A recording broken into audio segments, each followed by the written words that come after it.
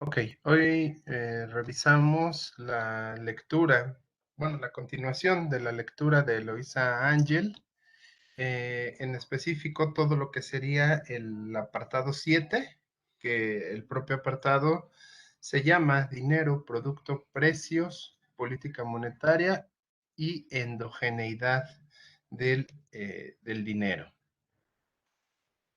Este, Este escrito que hace Ángel, pues es prácticamente una especie de resumen y incluso de enriquecimiento de la teoría general de Keynes, ¿no? Entonces, por eso es que me gusta esta lectura, porque va explicando de una forma más sencilla y obviamente más resumida todo lo que sería la cuestión de la teoría general y dado que para nuestra materia nos estamos enfocando a la cuestión del dinero, pues es esa razón por la cual se utiliza esta lectura. Eh, ¿Qué tenemos en un principio? Bueno, pues debemos de entender que las economías capitalistas se deben de considerar como economías monetarias. ¿Esto a qué se refiere? Bueno, pues se refiere a que si nosotros consideramos que en sí todas las economías capitalistas son economías monetarias, pues entendemos la importancia del dinero justamente en este sistema económico. Entendemos entonces que el dinero no solamente funciona como un medio de cambio o como un medio de pago, como lo veníamos viendo anteriormente con la teoría neoclásica e incluso también en la forma en la cual lo concebía el propio Marx, ¿no? Aquí nosotros entendemos que el dinero, además de medio de pago, tiene mayor relevancia y mayor importancia porque va a servir como un instrumento que va a permitir hacer una negociación de deudas, entendiendo sobre todo, bueno, que ya existe la generación de contratos y a partir de esa generación de contratos, pues ya las personas podrán ir justamente determinando cuál sea el pago que debe de hacerse por un préstamo e incluso aparecen, bueno, lo que conocemos como los pagos diferidos, ¿no? O sea, esa deuda se puede ir pagando en N cantidad de pequeños pagos y justamente esa característica, bueno, pues es una de las funciones que va a tener el dinero y una de las importancias que va a, o una de las razones por las cuales va a tener importancia el propio dinero, ¿no? Y además, bueno, pues también debemos de considerar que el dinero también tiene otra característica que va a influir mucho en este sistema capitalista que requiere justamente tocar el tema de las actividades especulativas, ¿no? Quiere decir entonces que ahora también las personas van a utilizar el dinero con la intención de obtener mayor dinero. Entonces se empieza a perder, o más bien se pierde, de hecho, pues toda la neutralidad del dinero que nos venía explicando la teoría neoclásica. Hasta aquí, ¿alguna duda, algún comentario que tengan con esto? ¿Queda clara esta, esta idea? Quedó clara, profesor. Ok. Sí, creo que la profe. Entendemos entonces que ya cuando nosotros revisamos el dinero sobre la influencia que tiene incluso en el nivel del producto, nos dice Keynes que el dinero va a intervenir como la variable que va a determinar el nivel de actividad económica. Esta frase es una frase sumamente fuerte, porque entonces con esto estaríamos nosotros corroborando que el dinero no tiene ninguna neutralidad y el dinero en sí se vuelve pieza, si no la pieza más importante, podríamos decir que al menos una pieza muy importante para determinar la actividad económica de toda una economía. ¿Por qué se llega a este resultado? ¿Por qué se llega a esta conclusión? Entendemos que si nosotros recordamos, bajo el esquema keynesiano, estamos en una situación de equilibrio antes del pleno empleo. Quiere decir entonces que el keynesianismo siempre tomará en cuenta la existencia de capacidad ociosa de los recursos, que puede ser activo fijo o puede ser personas, ¿no? Hombres y mujeres que no están encontrando, que se encuentran desempleados en un desempleo involuntario. Esta situación entonces nos dice que el nivel de producto alcanzado, que podríamos mencionarlo como un Y asterisco, que no es un Y de pleno empleo, un ingreso o un producto de pleno empleo, pues es ese ingreso, ese producto de equilibrio depende justamente del volumen de inversión. Y la inversión, como lo habíamos visto en la sesión anterior, pues, o las decisiones de inversión que tomarán los empresarios, pues van a depender justamente de dos factores, o al menos de esos dos factores, que sería la eficacia marginal del capital y la tasa de interés. También recordando, veíamos que la eficacia marginal del capital pues tenía una relación, bueno, la inversión más bien tenía una relación directa con la eficacia marginal del capital. ¿Y en qué sentido? En el sentido de la tasa esperada de ganancia. Entonces, si nosotros esperábamos que esa tasa de ganancia se incrementara al momento de que yo incremente mi capital fijo, pues entenderíamos que el empresario estaría dispuesto e incluso motivado a invertir. Y aquello que a lo mejor lo haría detenerse, pues es justamente la tasa de interés, que la inversión con respecto a la tasa de interés entendemos que tiene una relación inversa. Por lo tanto, si la tasa de interés es muchísimo más alta que el rendimiento que yo espero obtener a partir de la eficacia marginal del capital, pues entonces la inversión no se llevaría o incluso se podría contraer, ¿no? ¿Qué esperaría un empresario? Pues un empresario esperaría que esa eficacia marginal del capital fuera superior a la tasa de interés de mercado para a partir de ello, bueno, pues obtener algún tipo de ganancia. Ok, entendemos entonces que tanto las decisiones de inversión que están basadas en eficacia marginal y en tasa de interés, pues realmente el empresario lo va a calcular en términos monetarios. ¿Qué quiere decir? ¿Cuánto voy a invertir de maquinaria nueva? Ah, tanto. ¿Y cuánto espero ganar? Ah, pues yo espero ganar a lo mejor 10,000 pesos más, 100,000 pesos más, un peso más, lo que sea, ¿no? De lo que estoy ganando ahorita. ¿Y cuánto me cuesta eso? Ah, pues el costo de no tener el dinero hoy y tener que pedírselo a alguien más para que me lo preste, que sería justamente la tasa de interés, la función de esa tasa de interés, pues también lo estoy calculando en términos monetarios, ¿no? Y de nuevo vuelve a aparecernos entonces esa no neutralidad del dinero. Como bien menciona Keynes, la gente realmente empieza a tomar decisiones en valores nominales y deja de lado los valores reales. ¿Por qué? Porque aparte resulta más sencillo, ¿no?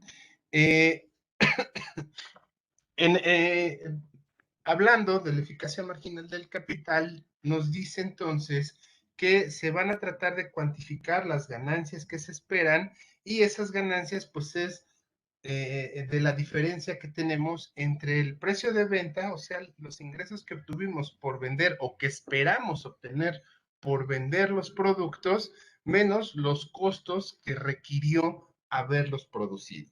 ¿sí? Y en el caso de la tasa de interés, pues también la tasa de interés va a estar fluctuando de acuerdo a lo que el propio Keynes llamó la preferencia por la liquidez, ¿no? Ahí las personas, obviamente, como ya también lo revisamos anteriormente, van a tomar una decisión de ahorrar si la tasa de interés es lo suficientemente atractiva. Y si no, bueno, pues entonces van a decidir quedarse con el dinero. Y por el lado del empresario, pues también aplica esa preferencia por la liquidez, ¿no?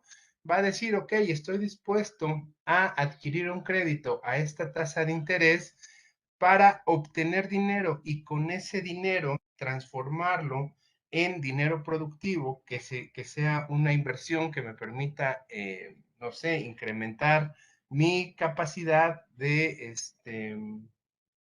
producción, pues entonces también esa decisión eh, impactará sobre la tasa de interés, ¿no?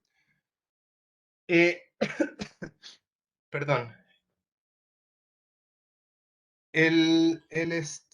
nos dice entonces que para cuantificar las ganancias esperadas, pues lo que se toma en cuenta también debe de ser el cambio del valor del propio dinero. ¿Qué quiere decir esto?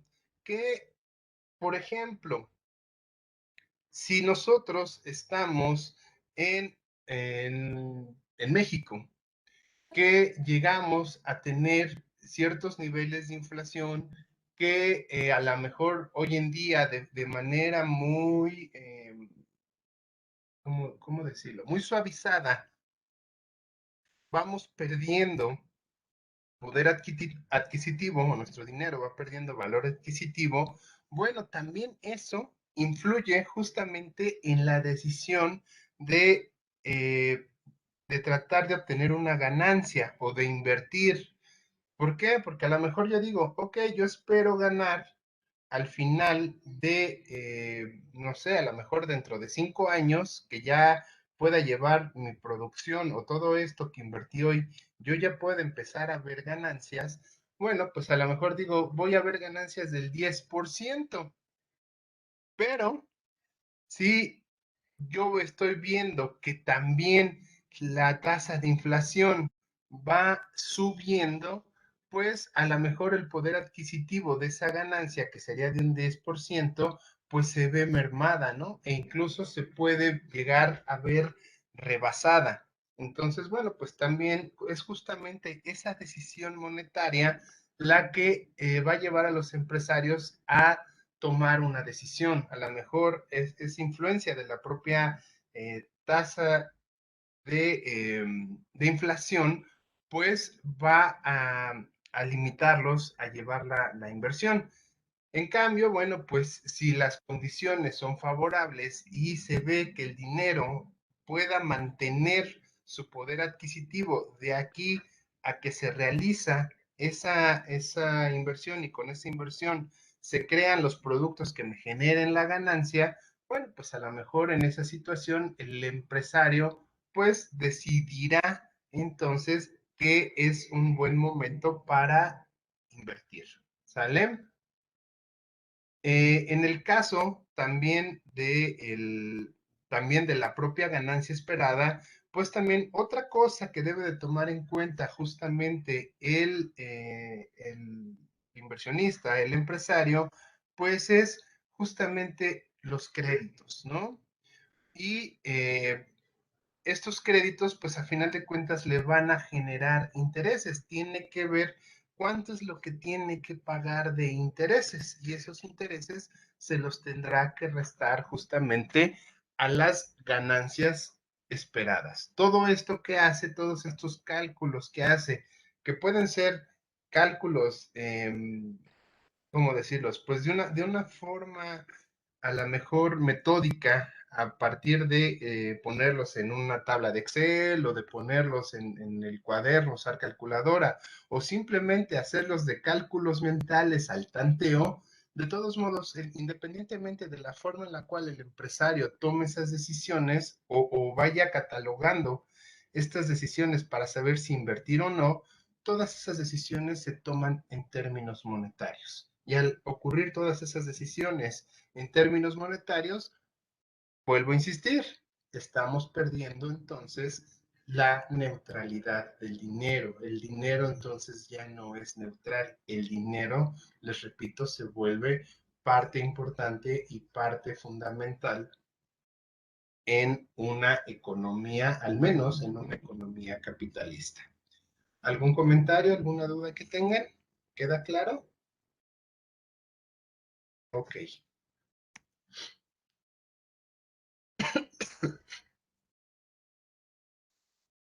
¿Qué entendemos entonces? Bueno, pues si la inversión entonces eh, va a depender de la decisión que tenga el empresario o el grupo de empresarios, y si esa inversión se incrementa, entenderíamos entonces que tendríamos un incremento en el nivel del producto y por lo tanto un incremento en el nivel de ingreso. Igual, si la inversión se mantiene o si la inversión disminuye, esta decisión en la inversión afecta directamente en el nivel de producto. Y entendemos que, como les repito, esta decisión de inversión tiene sus fundamentos en decisiones monetarias. Por lo tanto, volvemos a concluir, ya no existe o no debe de considerarse entonces la neutralidad del dinero. Con eso entonces se quita, o al menos en el keynesianismo, se quita ese supuesto de la neutralidad del dinero. ¿Por qué? Porque tiene relevancia dentro de las decisiones económicas. ¿Vale?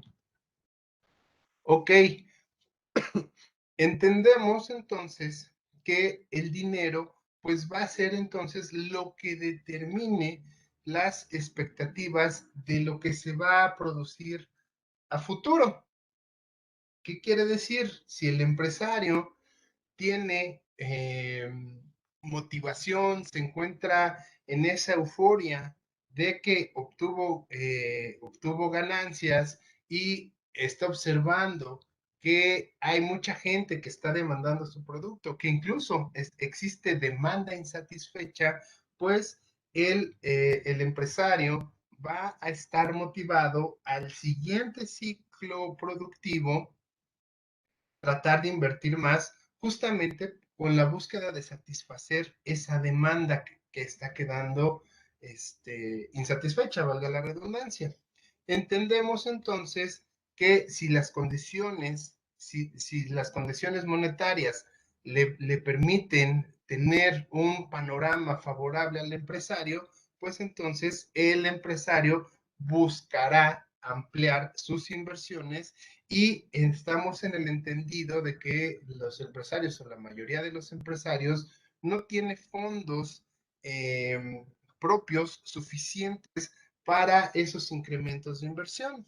Entonces, bueno, pues si quiere invertir más, dado que está motivado, tendrá que hacer que crezca su endeudamiento. Y entonces cada vez va a estar más endeudado. ¿Por qué? Pues por la simple razón de que está motivado. Eso también nos dice Keynes, puede llegar a representar en algún momento un riesgo. De hecho, Minsky hace todo un análisis sobre eso y explica que justamente ese es el momento en el cual las situaciones de crecimiento y de auge van creando a su vez las condiciones siguientes que son de recesión y crisis. ¿Por qué? Pues porque el empresario está muy emocionado, la economía se está acelerando y también los bancos por su parte pues están viendo que la gente está, bueno, en este caso los empresarios están buscando créditos y entendemos que los bancos, entre una de sus tantas funciones, pues es justamente hacerla de intermediario financiero y sus ganancias o muchas de sus ganancias están a partir de la intermediación. Por lo tanto, los bancos van a estar aprovechando, van a estar compitiendo por tratar de colocar esos créditos más bien en los empresarios que los están solicitando. ¿Sí? A esta situación en la cual hoy se toman las decisiones para ver cómo se va a producir para el futuro, es lo que Keynes considera que es una de las funciones del dinero, que el dinero es un enlace o es un elemento que une el presente con el futuro. O sea, hoy voy a decidir qué voy a producir mañana. ¿Por qué? Porque dadas las condiciones de hoy, determinaré qué es lo que se va a producir después. Incluso en el sentido contrario, si el panorama es malo hoy, pues entonces los empresarios tendrán una expectativa negativa hacia el mercado y en vez de invertir van a empezar a dejar de producir y a tratar de retirar sus inversiones, ¿no? Van a empezar a tratar de recuperarlo y mejor buscarán, en algunos casos, incluso atesorar su dinero, ¿no? ¿Por qué? Por esa situación justamente de incertidumbre. Ese elemento de incertidumbre es lo que no nos permite hoy saber qué es lo que va a pasar mañana. Y todas las personas vivimos en incertidumbre. Yo les mencionaba que ese término fue muy importante a partir del keynesianismo. Keynes fue el que demostró que la incertidumbre hace generar otro tipo de expectativas y por lo general la gente trata siempre de prevenirse ante esa incertidumbre, ¿no? Ya después teóricos más modernos han creado pues a partir del uso de estadística, modelos para medir riesgo, pero ahí es algo que nosotros tenemos que tener en cuenta. Riesgo e incertidumbre no es lo mismo, aunque, aunque muchas veces teóricamente pareciera o nos harían creer que sí lo son, y a partir de tratar de controlar el riesgo, creemos que podemos controlar la incertidumbre. Keynes dice, no, eso no sucede y por eso también está generando, regresando a los tiempos de Keynes, pues la crisis del 29. Los empresarios están cada vez más desmotivados, cada vez invierten menos, cada vez demandan menos trabajo de la gente y por eso la economía se está contrayendo, porque las expectativas que tienen ellos sobre sus ganancias cada vez son peores y eso va influyendo sobre el nivel del producto, se va reduciendo. ¿Sale? ¿Alguna duda, algún comentario? ¿Queda claro esta parte? Ese es el efecto manada, ¿no, profe? Bueno, lo que decía Keynes en esa parte. El comportamiento de manada, Sí, y el eh, sentido animal que decía. ok, el comportamiento de manada, no recuerdo haberlo visto en Keynes, digo, Bueno, te no, doy no, la no. razón. Era el sentido animal o algo así le decía. No me acuerdo exactamente No, cómo va, pero por ahí va. el animal spirit, el espíritu animal, no, eso es la capacidad que tiene el empresario de invertir diríamos hoy en día, por el feeling que tiene.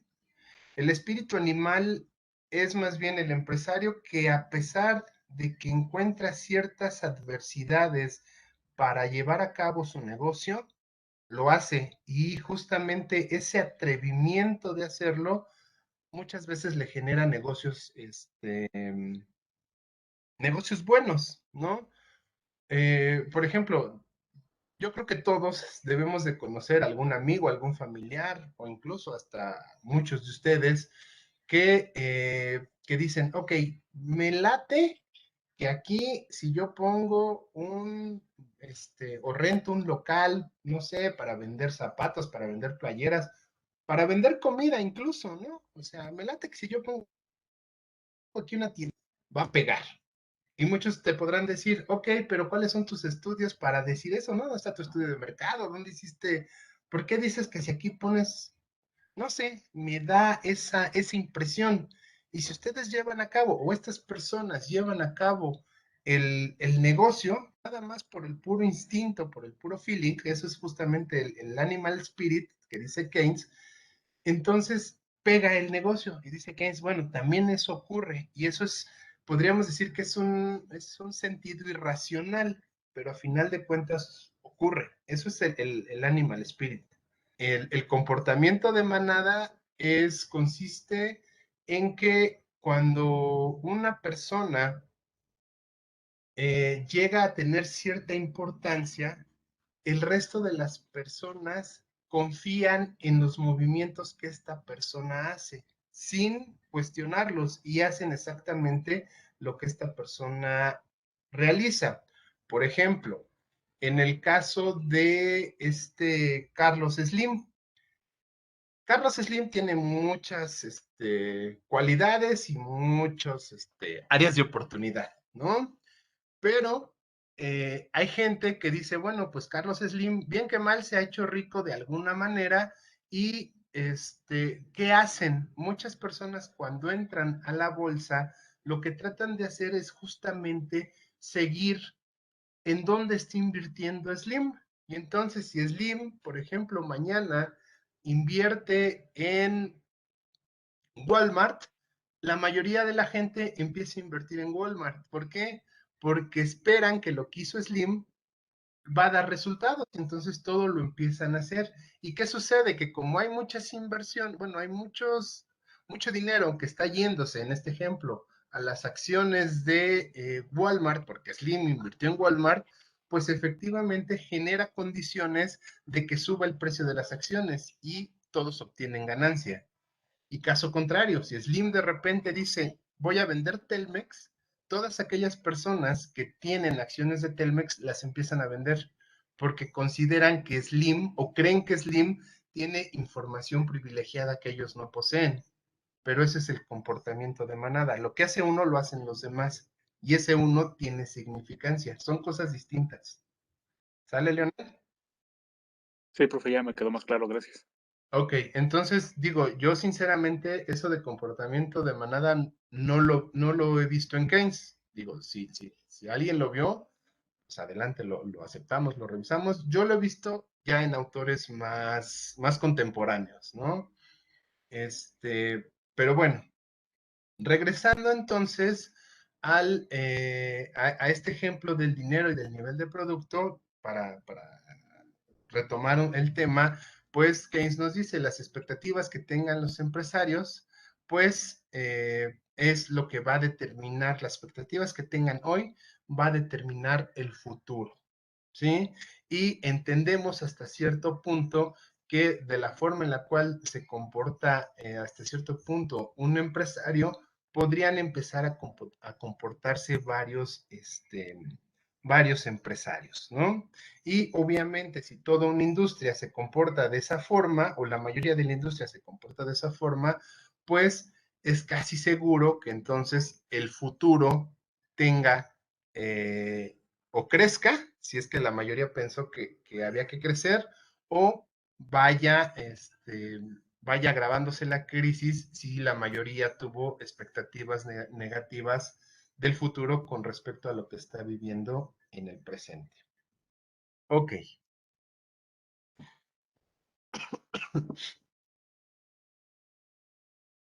bueno, esto es lo que les venía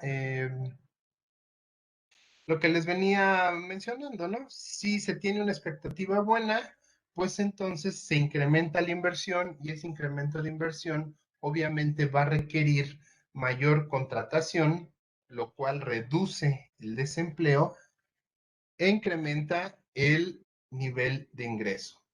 Lo contrario, si las expectativas son malas, la inversión disminuye. Entonces, al disminuir la inversión, se genera mayor desempleo involuntario y el nivel de ingreso cae con eso. Y al caer el nivel de ingreso, pues volvemos a afectar al consumo, volvemos a afectar la inversión y se crea entonces una especie de efectos negativos en esa economía, ¿no? Una crisis. Eh, nos dice Keynes que entonces va a ser importante que el sistema de precios o los precios más bien se mantengan estables. O sea, Keynes dice, es importante tratar de mantener el nivel de precios para que los empresarios tengan una mejor expectativa de cómo tomar esas decisiones de inversión.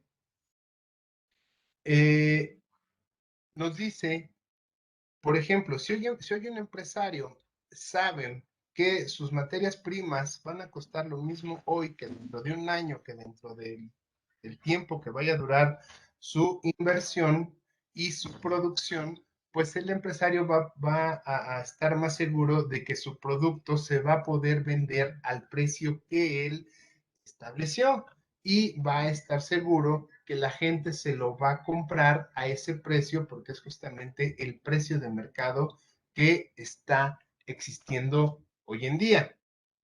Dice, eso es lo que se debe de asegurar. Por lo tanto, pues también aquí se ataca entonces otro supuesto de la teoría neoclásica. ¿Por qué? Porque dice, realmente en una economía va entonces a resultar más conveniente que los precios y los salarios sean fijos.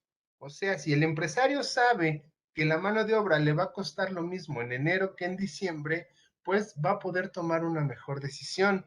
Pero si el empresario negociara salarios flexibles con sus obreros, eso le va a empezar a generar variaciones que obviamente va él a tener que generar en su propio producto. O sea, si los salarios suben, eso le genera mayores costos de producción y el producto final obtenido pues va a tener un costo mayor y esas variaciones pues van a generar perturbaciones que incluso afecten al consumidor. El consumidor también no va a saber en qué momento comprar. ¿Por qué? Porque el precio va a estar fluctuando. Dice Keynes, busquemos que los precios, los salarios, todo se mantenga fijo para no generar dificultades en los cálculos de la inversión que se va a realizar. ¿Sale?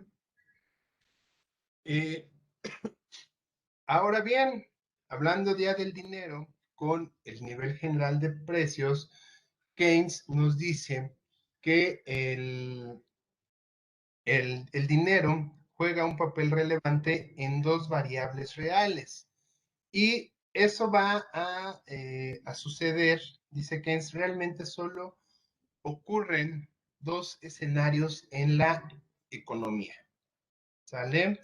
El escenario uno, que es en el que está basada la mayor parte de su teoría general, dado que él considera que es el escenario que más prevalece, es el escenario donde existen recursos ociosos y esa capacidad, o más bien esa situación de que exista capacidad ociosa, pues va a permitir que entonces no tengamos ningún problema de poder, o los empresarios no tengan ningún problema de poder estar contratando a personas en un salario, en un salario de mercado, ¿no? O sea, entendemos que existe bajo este escenario desempleo involuntario, que quiere decir que hay personas que están dispuestas a contratarse, pero a ese salario, pero a pesar de que están dispuestas, no consiguen empleo. Dice Keynes, bueno, pues eso es lo que realmente ocurre la mayoría del tiempo, ¿no? Y si ocurre eso la mayoría del tiempo, pues entonces los empresarios no van a tener ningún problema por poder estar contratando gente a ese salario y van a poder tomar mejores decisiones de crecimiento. Y nos dice, el segundo escenario, bueno, pues es un escenario que puede llegar a ocurrir, no niega que puede existir ese escenario, pero probabilísticamente pues es prácticamente imposible, ¿no? O sería solamente una coincidencia o sería solamente una situación temporal considerar el pleno empleo, considerar que todo estuviera trabajando al 100% y que no hubiera desempleo involuntario, ¿sale? Entendemos entonces que en este primer escenario donde existe capacidad ociosa, pues un incremento en la oferta monetaria va a poder reducir o ayudar a reducir la tasa de interés. La sesión pasada veíamos justamente la gráfica y veíamos que Keynes consideraba que la oferta monetaria dependía justamente o en su mayoría del Banco Central, del dinero que emitía el Banco Central. Y veíamos en esa gráfica que si la oferta monetaria que tenía pendiente vertical se desplazaba hacia la derecha, automáticamente iba a generar una reducción de la tasa de interés siempre y cuando no estuviéramos en una situación de trampa por la liquidez, que quiere decir en la trampa por la liquidez o trampa de liquidez que ya se ha llegado al nivel mínimo de la tasa de interés.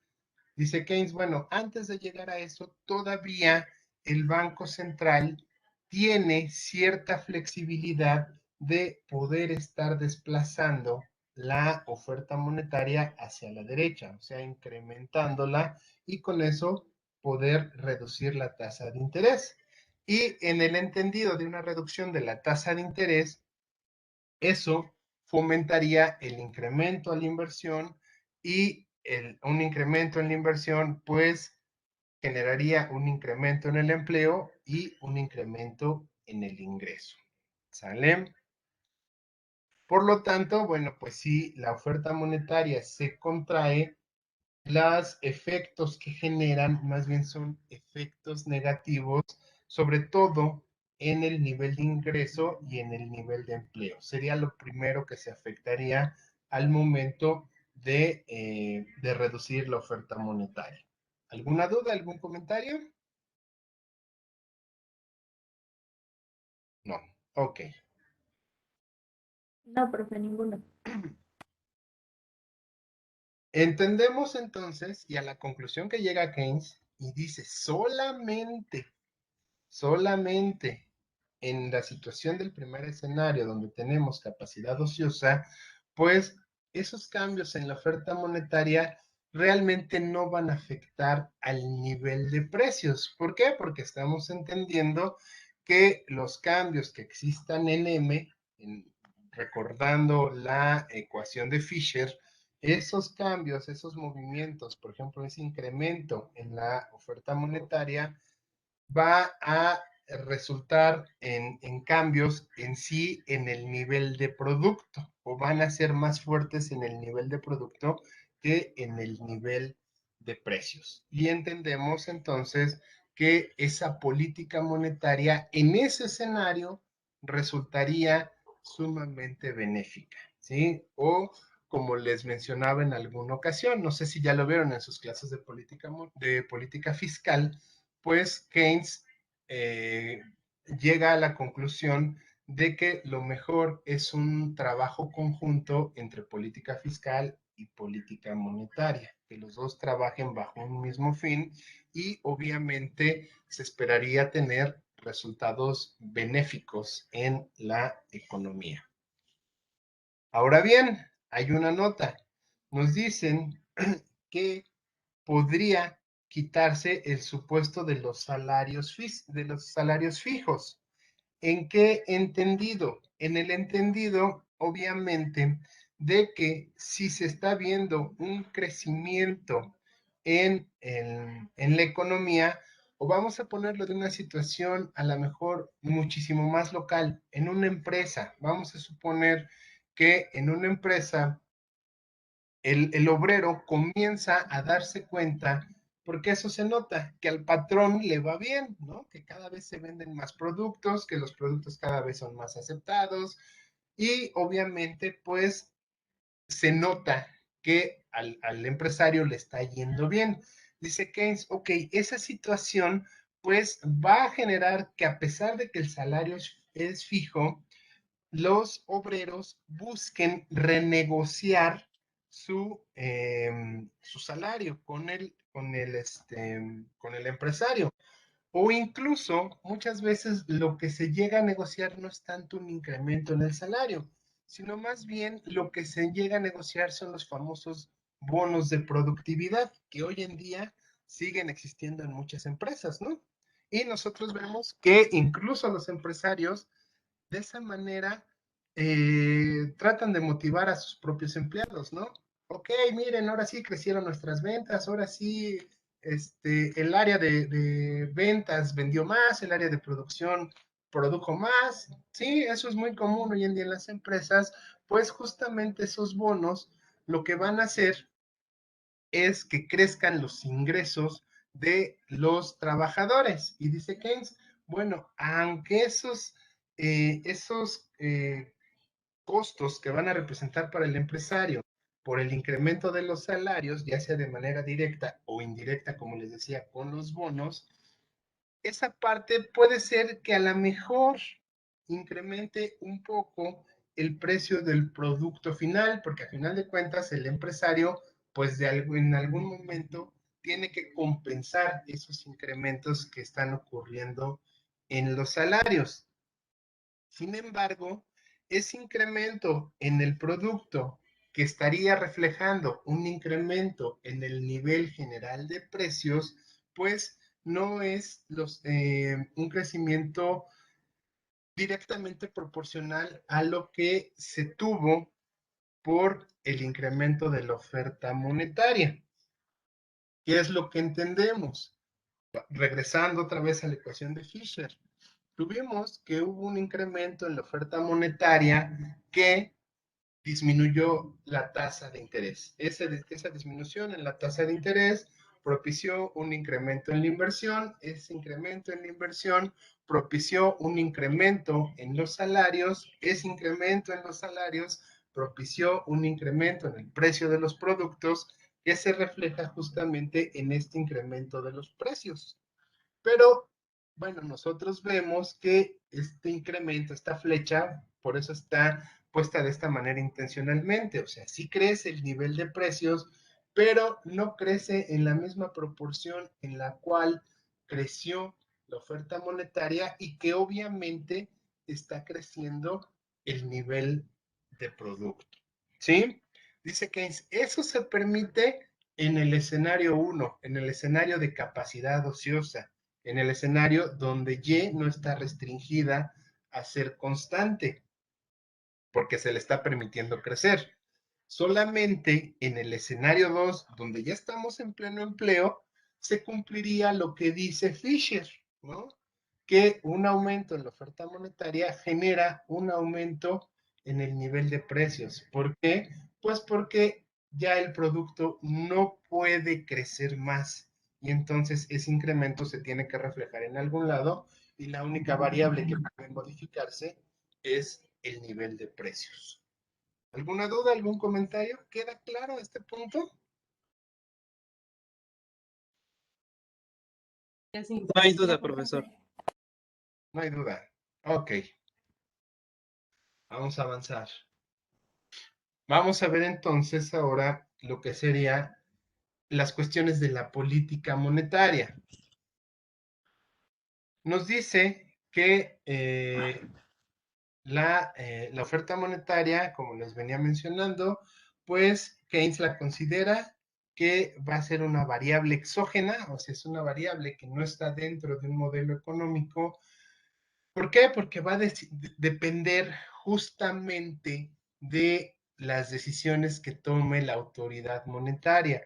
Y la autoridad monetaria, entendida sobre todo en este caso como un banco central, que podría ser una caja, pero en este caso es un banco central el que realmente lo hace, puede tomar decisiones ajenas a lo que esté ocurriendo justamente en la cuestión económica entendida en la cuestión de la venta y compra-venta de bienes y servicios, ¿no? Puede ser que la autoridad monetaria tenga otras razones por las cuales mover, mantener o reducir la oferta monetaria.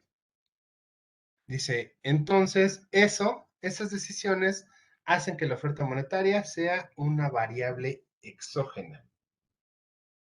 Pero nos dice Keynes, ok, a pesar de que de que la autoridad monetaria controla esa oferta monetaria, no siempre va a tener la posibilidad de controlar la tasa de interés.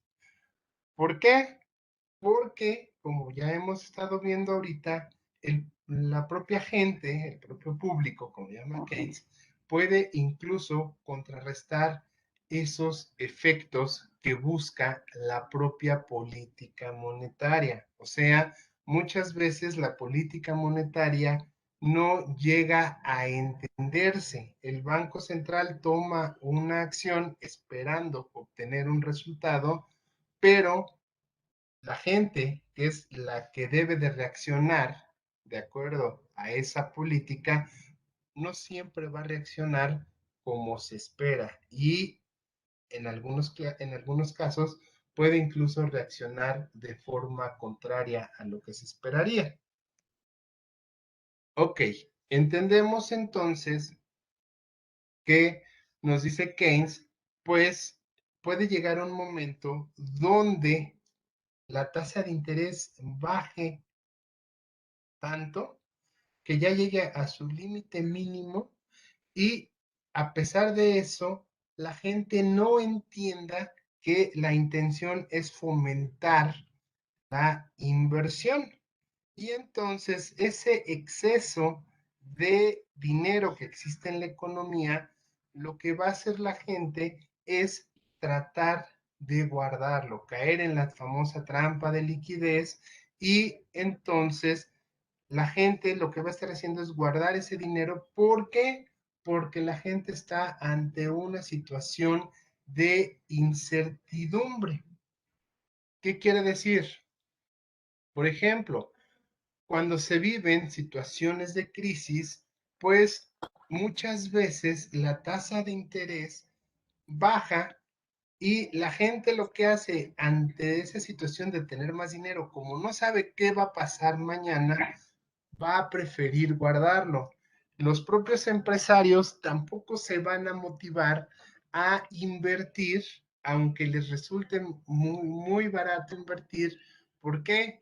Porque no saben si hoy agarran un crédito y ya cuando lo agarraron el día de mañana, esa tasa cambie. Y si esa tasa empieza a subir, pues entonces se vuelve un crédito impagable para el inversionista.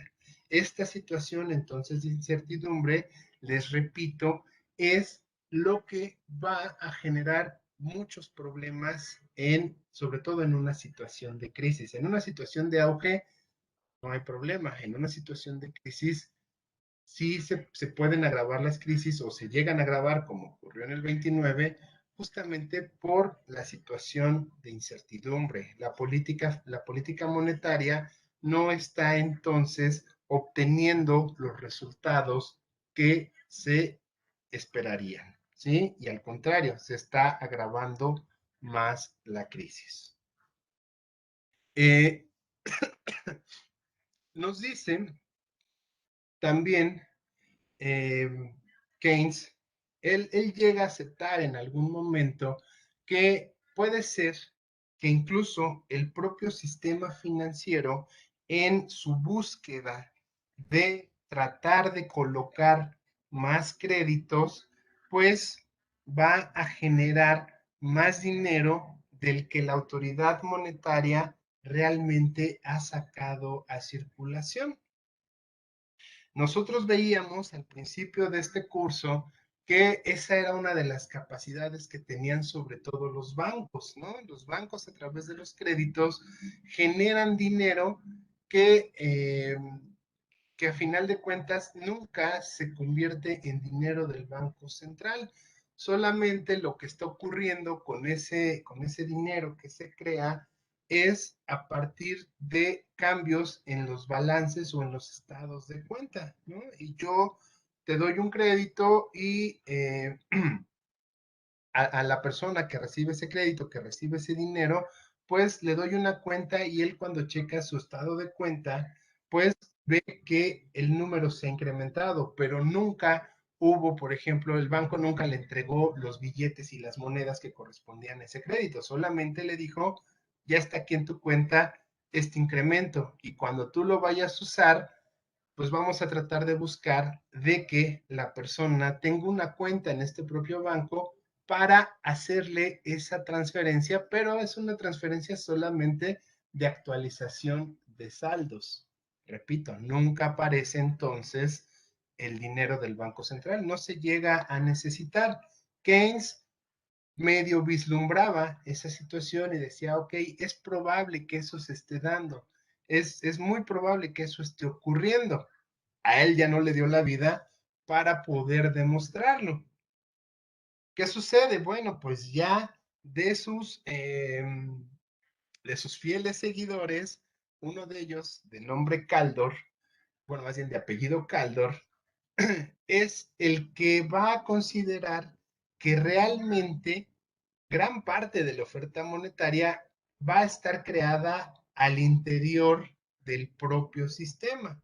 O sea, para Caldor, cuando Caldor empieza a investigar esto, basado en esa idea que deja Keynes, dice, pues, ¿qué creen? Que la situación es distinta a lo que Keynes pensaba. Hoy en día realmente existe más dinero que se está creando, por ejemplo, por el sistema financiero, que aquel dinero que está sacando en circulación el Banco Central.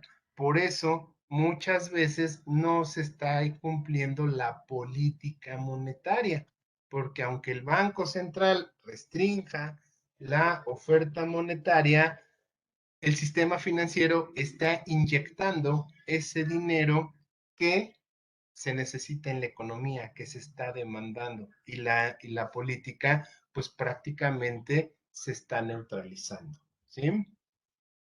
¿Alguna duda, algún comentario? No, profe. Ok.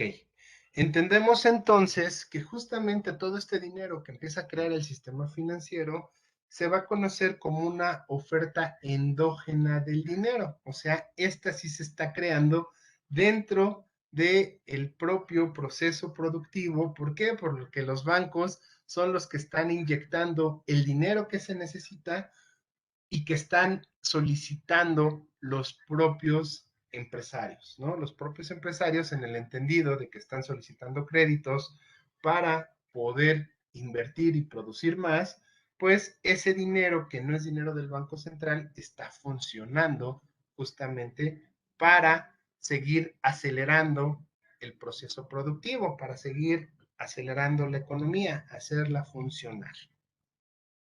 Ok, entendemos entonces que la mayoría de esa oferta endógena pues se va a crear a partir de los propios bancos y de los créditos que otorgan los bancos, ¿no? Caldor dice, bueno, pues prácticamente la mayoría de ese dinero, por no decir que toda, la generan los bancos cuando otorgan créditos.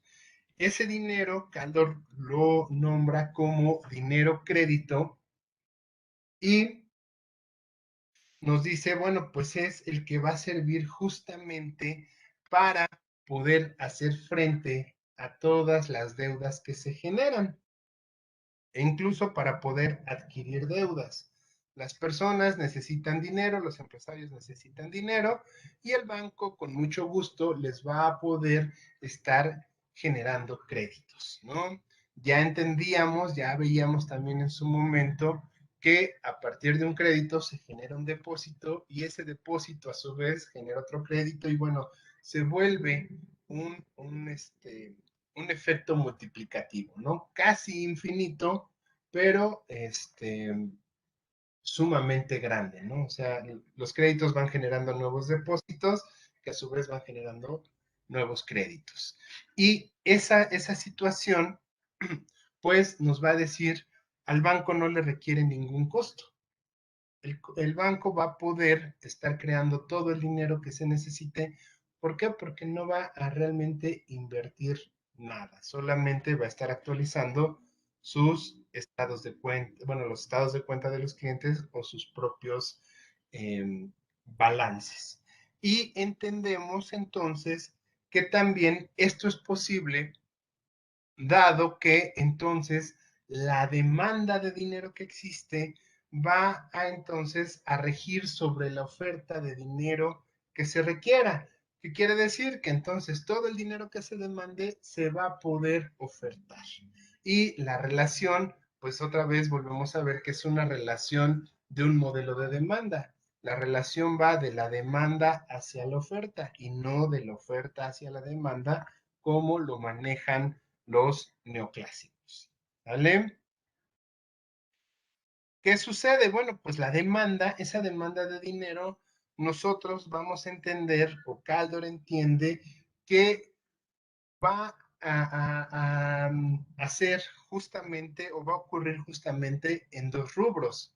En gasto público, o sea, el propio gobierno o los propios gobiernos se van a estar endeudando para motivar ese incremento en el nivel de producto y en el nivel de ingreso, esa G que nosotros veíamos en la ecuación, ese incremento de G pues va a estarse financiando a partir de créditos y de deuda que va generando el propio gobierno.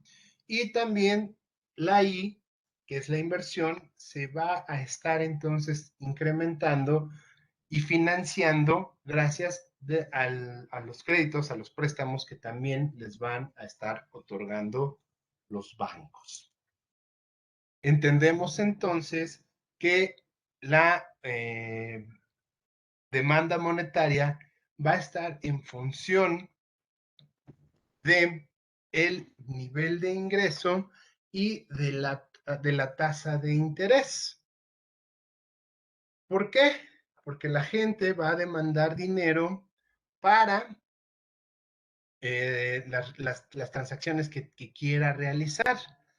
Y de la tasa de interés va a depender por un factor de especulación o de preferencia por la liquidez que se tengan. O sea, las personas van a estar demandando dinero o dejar de demandarlo si, si la tasa de interés es baja y ellos lo van a utilizar ya sea para situaciones productivas o para guardarlo o incluso para el consumo, eso va a aumentar entonces la preferencia por la liquidez. Si la tasa de interés es alta, entonces dejarán de demandar dinero y lo van a dedicar justamente al factor especulativo, lo van a llevar con la intención de ganar algún tipo de rendimiento financiero. ¿Sale? Ok, ¿hasta aquí alguna duda, algún comentario que tengan? ¿Quedó todo claro? ¿Entendimos ya la endogeneidad? ¿Entendimos la importancia del dinero? ¿Entendimos que el dinero no es neutral? ¿Sí? Me parece que sí, profe. Profe, entonces con Caldor, la política monetaria ya no serviría como tal. Con Kaldor, la política monetaria ya no sirve como tal. La política monetaria expansionista, no. O sea, la política monetaria de meter o quitar dinero para Kaldor ya no es tan eficiente, ¿no? O sea, Kaldor, bueno, hasta donde yo sé, ni Kaldor ni Keynes se atreven a decir que la política monetaria puede llegar a un momento en el que sea, que no sea, ¿cómo se llama? Efectiva. Más bien ellos se quedan hasta que se le va restando efectividad justamente por este factor de endogeneidad del dinero, ¿no? Pero dejémoslo ahí, que se le reste efectividad a la política monetaria, ¿sale? A esta política monetaria expansiva en específico, porque hay muchas políticas monetarias. Eso es tema justamente del siguiente semestre. pero la que corresponde en la cuestión de oferta de dinero, de controlar la oferta de dinero, bajo el keynesianismo y sobre todo bajo Kaldor, se le pierde efectividad o no es tan efectiva. ¿Sale? Vale, profe, gracias. Ok. Entonces, tenemos